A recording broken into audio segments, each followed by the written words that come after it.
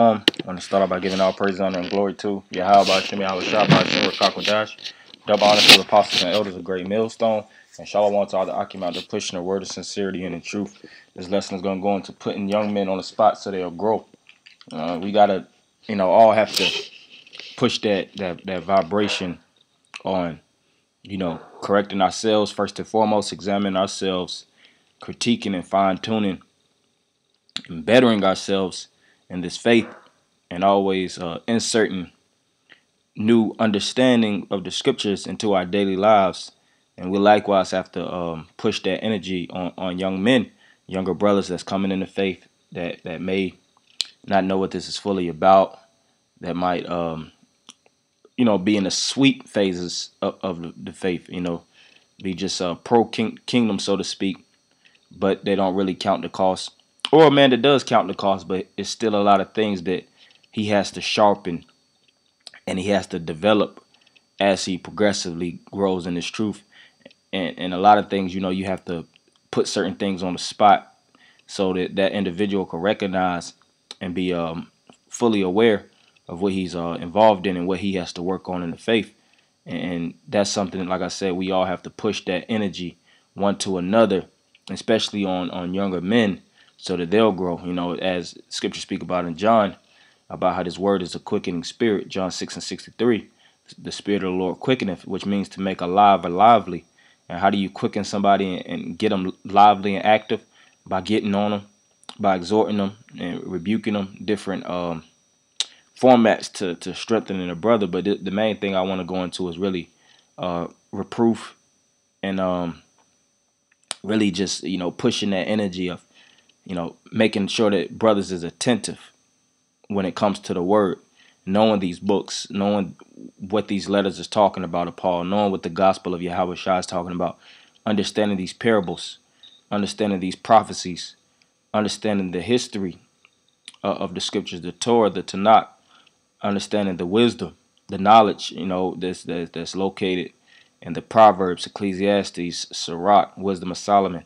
And all these things, of course, gradually come with time, but these things are imperative for us to learn, and we have to push it on ourselves and make it an obligation and a priority on the side of something that you just, pick and choose of what you want to go through, because this is the main reason why we're together in this faith.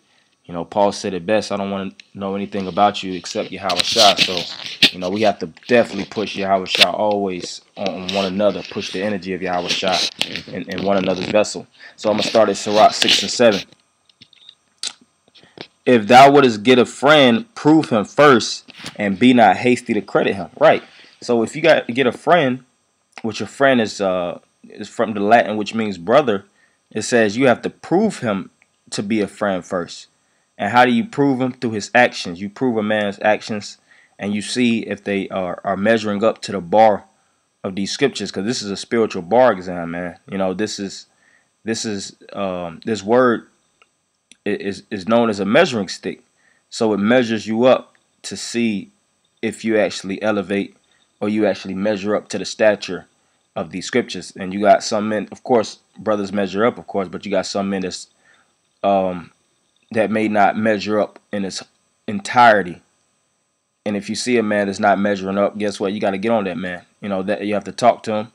You have to see why he's not measuring up, see what stumbling blocks is in his way, what's crippling his growth, and discard, figure out, or tell that brother, give him instruction on how to discard and wipe away those different things that's actually hindering his growth, so that he'll, be a stronger man, like the scriptures speak about renewing your lump, being a new lump by taking away what leaven, because it's going to actually help the help the individual grow in sincerity in its entirety when things is taken out of his life.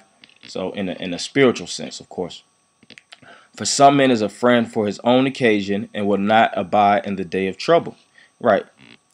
Day of thy trouble. So you'll have personal straits and personal situations that you'll fall susceptible to, and that's how you can determine the men from the boys, so to speak.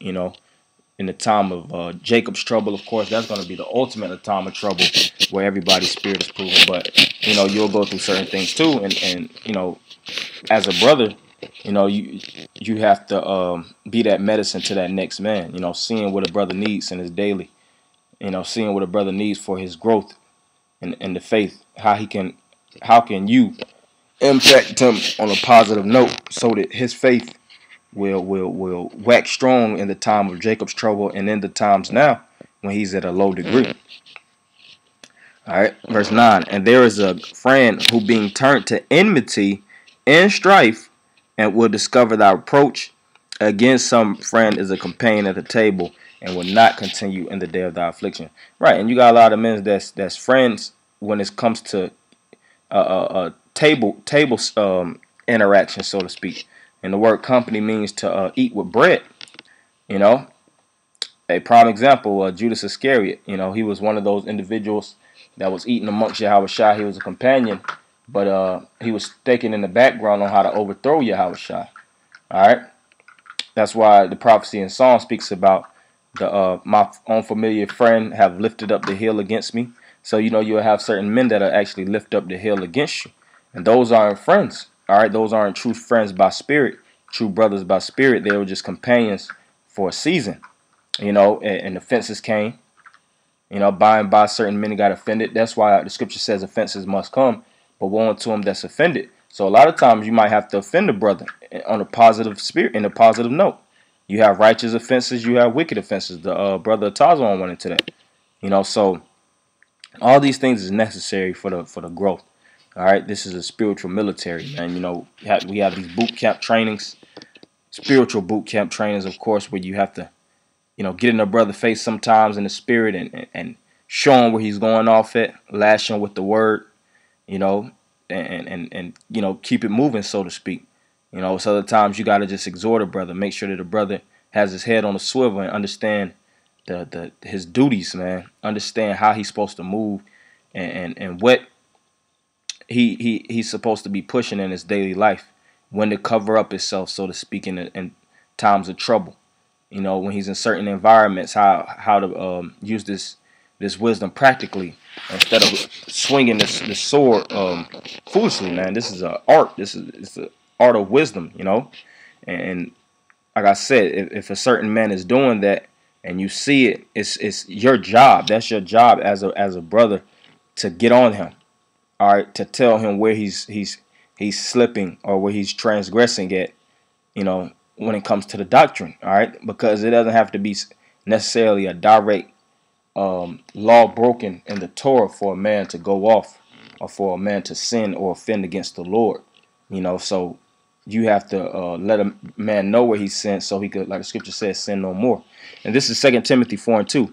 Preach the word, be instant in season, out of season, reprove, rebuke, exhort with all long suffering and doctrine. Right, and I wanted to mainly get reprove, but I have it right here in just a regular definition.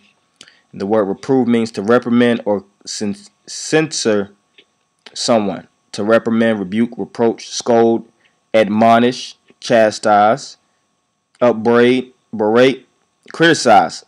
Hey, this is a great definition, because the word criticize, when you go into the course, goes into critiquing. So you critique a man's actions, and you show him, you give him what was known as, of course, constructive criticism. Criticism that's going to actually structure him to be a stronger and a more stronger and a wiser brother when it comes to the faith. All right, so that he'll actually learn and utilize this wisdom to max capacity, man. So when he's in the time of Jacob's trouble and these distressful times, in any time where he has to lean on the spirit of Yahushua, he knows how to do so. He knows when to pray. All right, what scriptures to utilize. Like I said, it's an art. It's an art to swinging your sword. Sometimes you gotta dodge. Sometimes you gotta, swing up. Sometimes you gotta, get low, so to speak. Sometimes you gotta avoid. You have to be evasive. Sometimes you have to put the shield up to resist. Attack, progress. Pull back. It's all these different things are needful. You can't just be a hack and slash Israelite, man, just pressing one button, throughout your course and thinking that's going to get you to the finish line. No, it's way more complex and detailed than that. And that's why, like I said in the spirit in the beginning, it takes one another to show each other the gift and the strength of the spirit of the Lord, so that we can actually expose one another in righteousness, so that He could actually elevate His gifts. Because our job too is to expose each other too, shining that light on each other. If a brother has a dark area, or area he's keeping secret, and an area he has a certain shame for because he's not handling it how he's supposed to, through slothfulness and lack of aggression, you put the light on him. You know what the apostles say? Put the scopeo on that man. All right, so the scopeo and the scope has to be put on one another, so that brothers will understand the direness of this, so to speak, the seriousness of this this truth about it. And I'm gonna end it with this scripture, Titus 2:6.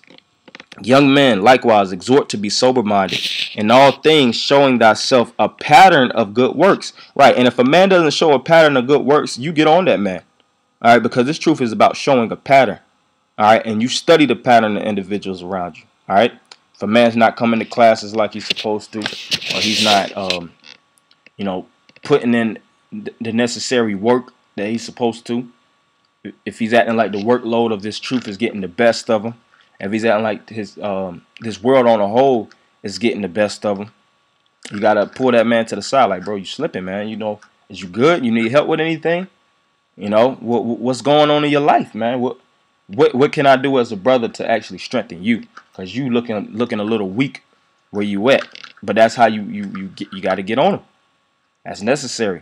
And doctrine, all right, which is the teachings of Yahweh Shai, showing uncorruptness, gravity, sincerity, sound speech, and these are all characteristics that we all have to have. All right, we have to show uncorruptness. We have to have a pattern of good works, gravity, balance, sincerity, being humble, having sound speech. And speech comes through what? Wisdom. Scripture says wisdom shall be known through speech. And to have sound speech, you have to be wholly involved in the wisdom of the Lord. You have to know this role to speak soundly, all right, that cannot be condemned, that he that is of the contrary part may be ashamed, having no evil thing to say of you. So, that's the main thing I have for you, Akim. And the main thing is, of course, be sober-minded. We all got to teach each other to be sober-minded and not to drink from these dirty, filthy waters, because there's a lot of waters out here. That doesn't mean that they're all edible. All right, you drink certain waters and that thing get in your stomach and it's burning like battery acid, man, tearing your whole your internals up. It might have came down, when you consumed it, it might have been sweet for the taste, but later on it was, bitter. So, bitter to the point where it was destructive. So, you gotta, as the scripture says, drink water of thy own sisters, and these are the sisters, and we gotta, always show each other, and reflect on one another these words. All right, so that's all I have for you, Akim. Hopefully, you brothers are edified. Going to end it by giving all praises, honor, and glory to Yahweh, Shem, Yahweh, Shai, Shem, Rakakwadash. Double honors to the apostles and elders of Great Millstone.